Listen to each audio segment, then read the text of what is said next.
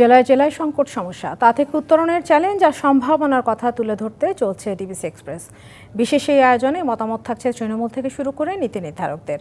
DBC express আজ সারাদিন আছে হবিগঞ্জ জেলায়।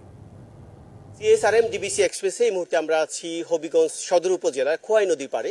খোয়াই নদীর অপরিকল্পিতভাবে বালু উত্তোলনের ফলে এখানকার তীরবর্তী যারা মানুষ তারা সবসময় হুমকির মধ্যে আছেন। হুমকির মধ্যে রয়েছে পরিবেশ, কিন্তু পরিবেশ নিয়ে যারা কাজ করেন সেই কয়েকজন গুণী মানুষ আমার সাথে সম্পৃক্ত হয়েছেন। তো আপনার কাছে জানতে চাইবো যে খোয়াই নদীর বর্তমান কি অবস্থা, অপরিকল্পিতভাবে বালু উত্তোলনের ফলে কি ধরনের হুমকির মুখে পড়ছে এই এলাকার মানুষ।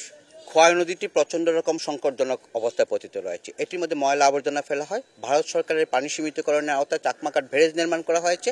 পাশাপাশি দেশের অভ্যন্তর দখল রয়েছে এবং মারাত্মকভাবে দূষণ রয়েছে। আর সবথেকে বড় কথা হচ্ছে সেখানে অনিয়ন্ত্রিতভাবে বালু এবং মাটি উত্তোলন করা হয়। ভারী যন্ত্রপাতি দিয়ে খোয়াই নদীর অভ্যন্তর থেকে বালু এবং মাটি উত্তোলন করার ফলে নদীর তীরগুলো খুবই ঝুঁকিপূর্ণ থাকে। বর্ষা মৌসুম কিংবা যে কোনো মৌসুমে নদীতে বান দেখা দিলে খোয়াই নদীর নদী পাড়ের তীরের মানুষগুলো আতঙ্কে উৎকণ্ঠায় দিন রাত কাটাতে হয়। এটিকে খোয়াই নদীর তলদেশ শহর থেকে অনেক উঁচু হয়ে গেছে। আবার বালু মাটি উত্তোলন করার ফলে খোয়াই নদীর তলদেশের যে অবস্থা, ভূ প্রকৃতি, সেটিও পরিবর্তন হয়ে গেছে।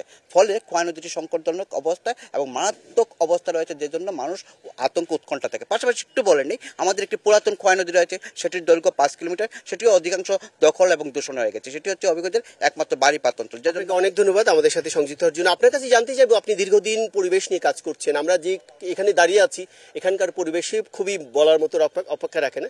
তো এই পরিবেশের কি উন্নতি হবে নাকি এমনই থাকবে, কি মনে করছেন আপনি? না, আমরা সে আশা আমাদের নেই। আমরা দিন দিন ভয়াবহ পরিস্থিতির আশঙ্কা করছি।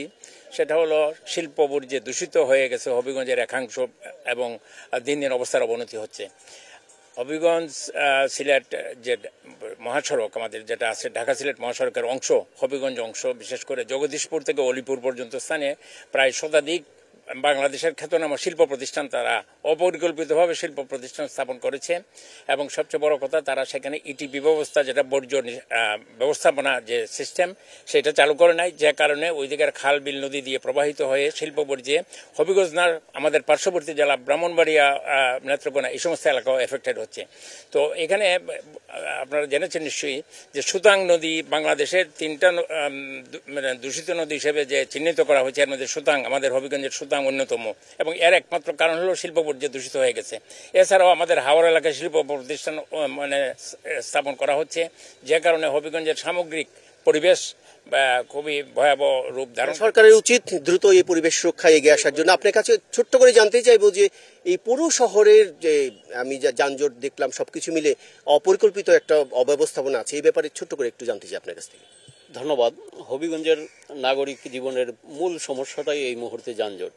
হবিগঞ্জ শহরের যে আয়তন, সেই আয়তনের তুলনায়, ধারণ ক্ষমতার তুলনায় অধিক সংখ্যক ইজি বাইক এবং ব্যাটারি চালিত রিক্সা এই মুহূর্তে শহরে চলছে, যা মূল ধারণ ক্ষমতার অন্তত দ্বিগুণের চেয়েও বেশি।